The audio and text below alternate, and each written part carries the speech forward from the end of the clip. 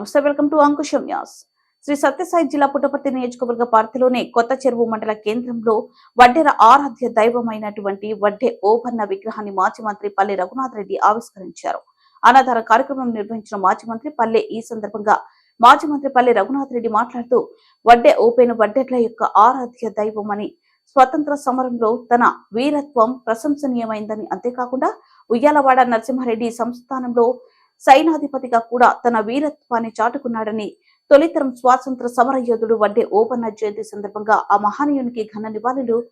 ఈ రోజు ప్రాణాలకు తెగించి దేశం కోసం ఓబన్న చేసిన పోరాటం స్ఫూర్తిగా ఈ రోజు రాష్ట్రం కోసం, ప్రజాస్వామ్య పరిరక్షణ కోసం ప్రజలు కదిలి రావాలి.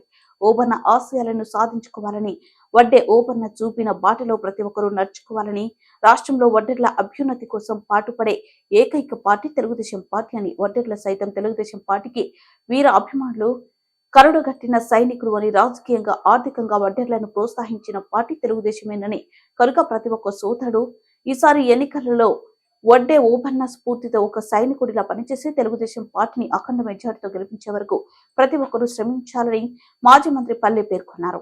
అనంతరం కొత్త చెరువు మండల కేంద్రంలో వడ్డే ఓబన్న విగ్రహం ఆవిష్కరించి జయంతి వేడుకల్లో పాల్గొని అన్నదాన కార్యక్రమాలు నిర్వహించారు.